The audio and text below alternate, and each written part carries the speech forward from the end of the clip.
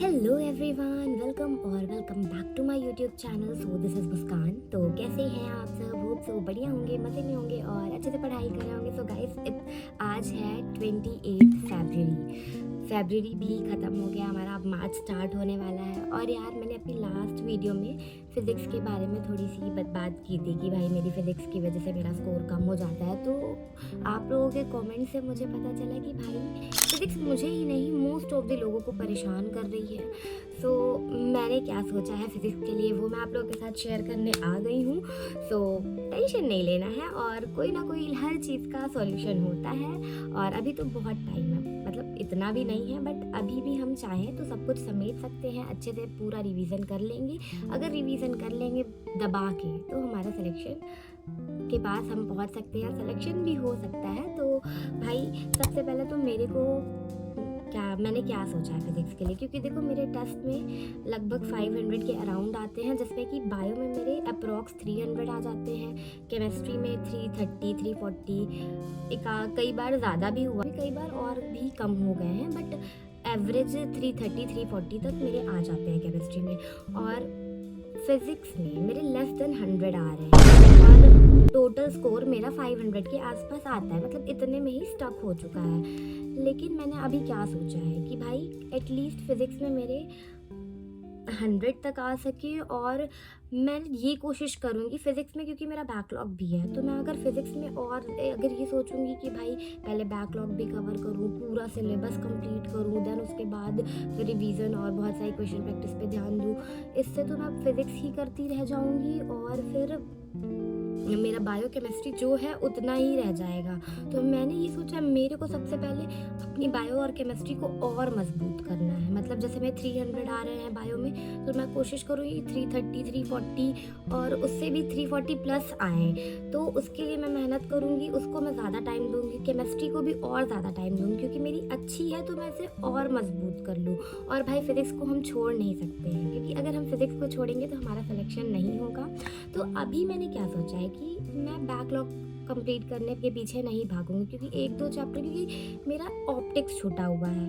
भाई ऑप्टिक्स ऐसा चैप्टर है जो कि मतलब एक तो बहुत बड़ा चैप्टर है, इसको करने में भी टाइम लगेगा और मुझे नोट्स भी बनानी है, तो उसमें नोट्स वगैरह फिर बनाने में मेरे को बहुत ज़्यादा टाइम लगता है। फिर तो अगर हम इतना ज़्यादा करेंगे तो एक तो इससे क्वेश्चन आएगा, पर मेरे को मैं कह नहीं सकती कि मैं इसके क्वेश्चन कर ही लूँगी और थोड़ा सा टाइम भी लग सकता है, तो मैं इस चैप्टर को थोड़ा सा छोड़ रही हूँ। उसके अलावा बाकी मेरी 12th की पूरी फिज़िक्स जो कंप्लीट है, मैं उस पर ध्यान दूँगी। मैं कोशिश करूँगी पूरी 12th की फिज़िक्स मेरी इतनी अच्छी हो जाए कि इसके एक भी क्वेश्चन ऐसे ना हो जो मेरे से छोटे, क्योंकि 12th भाई बहुत हाई वेटेज है। बस 12th में मैं बस ऑप्टिक्स छोड़ रही हूँ, पूरी 12th। मैं अभी 1 मार्च है, कल से मैं 12th को पूरा इतना बढ़िया कर लूँगी फिज़िक्स में, मतलब उसकी सारी क्वेश्चन जितने हो सकेंगे रिवीजन करूँगी और जितनी क्वेश्चन प्रैक्टिस मैं कर सकती हूँ मैं करूँगी, जैसे कि DPPs और अपनी बुक्स के क्वेश्चन टेस्ट एकदम बढ़िया से कर लेंगे। और फिर 11th में जो चैप्टर मेरे बहुत अच्छे हैं मैं उनको करूँगी, मतलब इन चैप्टर्स को मैं पहले करूँगी और फिर टाइम बचता है तो अपने बैकलॉग वाले चैप्टर और बाकी चैप्टर्स को भी कर लूँगी,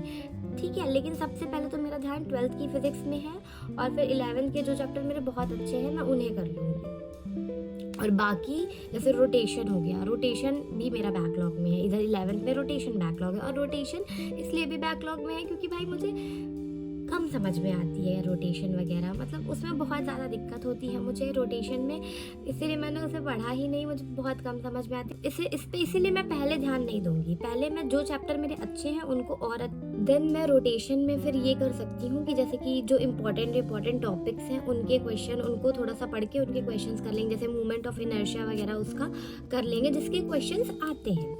सो मैंने ऐसा सोचा है, ऐसा करने वाली हूँ। वीडियो बहुत बड़ी नहीं है, तो छोटी सी बातें मैं आप लोगों से थोड़ी बहुत कर रही हूँ।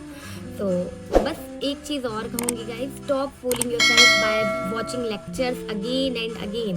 हम लोग क्या करते हैं कि बार बार लेक्चर देखते हैं और लेक्चर देखने की इतनी गंदी आदत लग जाती है कि रिवीजन होता ही नहीं है हमसे। जब भी पढ़ना होता है तो लगता है यार ये चैप्टर तो हुआ ही नहीं है, हम लोग जाके चलो लेक्चर देख लेते हैं। भाई जब तक हम उस चैप्टर के क्वेश्चंस नहीं करेंगे, उसको रिवाइज नहीं करेंगे, तो वो चैप्टर हमारा कभी पक्का होगा ही नहीं। इसीलिए अब मैं फिज़िक्स के और लेक्चर्स मतलब नहीं देखूंगी, क्योंकि मेरा जो बैकलॉग है मैंने आप लोगों को बता दिया है। और वो मैं अभी करूँगी भी नहीं, क्योंकि ये चैप्टर मेरा बहुत कमज़ोर है। मेरे जो चैप्टर अच्छे हैं मैं उनको करूँगी, क्योंकि भाई उनसे भी मेरे नंबर नहीं आ रहे हैं जो जिनको मैंने कंप्लीट कर लिया। क्योंकि भाई मैं नोट्स बनाने में, लेक्चर करने में इतना टाइम देती थी कि रिवीजन मैंने फिजिक्स में तो बिल्कुल भी नहीं किया है, बिल्कुल भी नहीं किया। इसी वजह से मेरे स्कोर कम आते हैं। और अगर आप लोगों के भी नंबर नहीं आ रहे हैं, इसका मतलब आपने बस लेक्चर देखे, और लेक्चर देखने से कुछ भी नहीं होता है भाई। जब हम सर पढ़ाते हैं, क्लास में क्वेश्चंस करते हैं तब तो बन जाता है, लेकिन फिर जब हम टेस्ट में क्वेश्चन करते हैं तब क्यों नहीं बनता? उसका रीजन यही है क्योंकि हमने ना क्वेश्चन प्रैक्टिस की है, ना रिवीजन किया है, बस लेक्चर्स ले रहे हैं, नोट्स बना रहे हैं, डीपीपीस कर रहे हैं, बट हम दोबारा मुड़ के उस चैप्टर को देख ही नहीं रहे हैं। तो कैसे कैसे बनेगा हमसे? इसीलिए मैंने बस अब यही सोचा है कि अब जितनी फिजिक्स होनी थी हो गई। अब मैं 12th की फिजिक्स को सबसे पहले बहुत अच्छे से, बहुत सारी क्वेश्चन प्रैक्टिस करूंगी, रिवाइज करूंगी, पूरा अच्छे से कंप्लीट करने वाली हूँ। हाई वेटेज चैप्टर्स, देखो 12th के सारे चैप्टर हाई वेटेज हैं। इधर मॉडर्न फिजिक्स है, फिर उसके बाद इलेक्ट्रोस्टैटिक्स वगैरह भी इजी है और इससे क्वेश्चन आते हैं, और फिर उसके अलावा करंट इलेक्ट्रिसिटी से भी बहुत क्वेश्चन आते हैं, और इतना इजी चैप्टर मुझे बहुत इजी लगता है।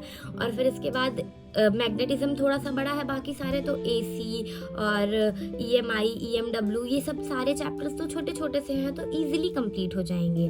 तो और 12th की फिजिक्स तो भाई वेटेज तो रहती ही है, तो भाई इसको हम कंप्लीट कर लें। और फिर 11th में यूनिट डायमेंशन, ग्रेविटेशन, इन कुछ चैप्टर्स को बिल्कुल भी ना छोड़े, कंप्लीट तो हैं ही और बनते भी हैं और इनसे क्वेश्चन भी आते हैं, तो इन चैप्टर्स को बहुत अच्छा कर लें। तो यही मैंने फिजिक्स के लिए सोचा है। अब मैं पूरा सिलेबस कंप्लीट करने के लिए लेक्चर करने में इसमें नहीं ध्यान दूंगी। और अभी एक चीज़ और नहीं करूँगी कि अभी मैंने सोचा कि अभी इन चैप्टर्स को पूरा कंप्लीट करना है, पर अभी मेरे से नहीं बन रहा है, मेरे को लग रहा है कि मेरे को ज़्यादा समझ नहीं आ रहा, तो मैं फिर से लेक्चर देखने लगूँ। नहीं, ये नहीं करूँगी। एक बार लेक्चर देख लिया है ना, तो बस उनको ही रिवाइज करूँगी, उनके क्वेश्चंस लगाऊंगी। फिर क्वेश्चन लगाने के बाद अगर कुछ नहीं समझ में आता है तो फिर हम लेक्चर से देखेंगे। सो गाइज, अगर आप लोगों को मुझे कोई सजेशन देना है मैं और कैसे इम्प्रूव कर सकती हूँ, मतलब कम टाइम में, मतलब अपने हाई वेटेज चैप्टर्स को ध्यान देना है, तो मैं कैसे करूँ फिजिक्स, अगर आप लोगों को भी कोई सजेशन देना है, मुझे हेल्प करनी है, तो कमेंट में ज़रूर बताना। और